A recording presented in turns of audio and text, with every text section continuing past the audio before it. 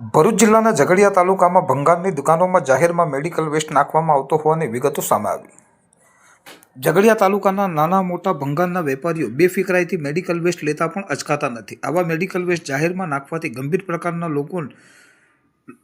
રોગો લોકોને થઈ શકે છે। દર્દીઓને આપવામાં આવતી સિરિંજ, ઇન્જેક્શન સહિત વપરાશમાં થયેલ દવાની કાચની બોટલ જાહેરમાં ખુલ્લામાં એક ભંગારના વેપારીને ત્યાં જોવા મળતા સ્વાસ્થ્યને જોખમી ગણાતા અને જેનાથી રોગચાળો ફાટી નીકળવાનો ભય સમગ્ર વિસ્તારમાં ફેલાવાનો ખતરો ઊભો થાય તેવી વિગતો બહાર આવી હતી। ઝઘડિયા તાલુકાના એક ગામમાં જાહેરમાં એક ભંગારના વેપારીના ગોડાઉન તેમજ બહારના ઘરના આસપાસ ખુલ્લામાં મીણિયા કોથળામાં તેમજ બોક્સમાં ભરીને રાખેલ ઇન્જેક્શનની દવાની બોટલો તેમજ ઇન્જેક્શનની સિરિંજ જાહેરમાં ફેંકી દેવામાં આવતા આસપાસમાં રહેતા લોકોના સ્વાસ્થ્ય ઉપર ખતરો મંડરાઈ રહ્યો છે। જ્યાં આસપાસના નાના બાળકો, વૃદ્ધ સહિતના લોકો ને જો આ સિરિંજ અથવા દર્દીઓને આપવામાં આવેલ ઇન્જેક્શનની સિરિંજ પર પગ અથવા શરીરના અન્ય ભાગમાં વાગી જાય તો તેઓની જાન અને શરીરને કોઈ ગંભીર ઇન્ફેક્શન થવાનો ખતરો ઊભો થાય છે।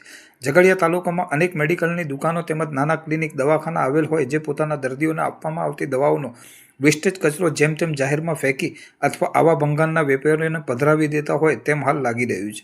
ગતરોજ એક ભંગારના ગોડાઉનમાં અનેક કાચની દવાની બોટલો જોવા મળતા એક જાગૃત નાગરિક દ્વારા તેનો ફોટો પાડી શેર કરતા આ વિગત બહાર આવી હતી, જેમાં વપરાશમાં થયેલ દવાની બોટલ જાહેરમાં ખુલ્લામાં પડી હતી। હાલ ચોમાસાની સિઝન દરમિયાન વરસતા વરસાદમાં આ દવા વરસાદી પાણીમાં ભળી જતા પાણી પ્રદૂષિત થવાનો ભય ઊભો થાય છે।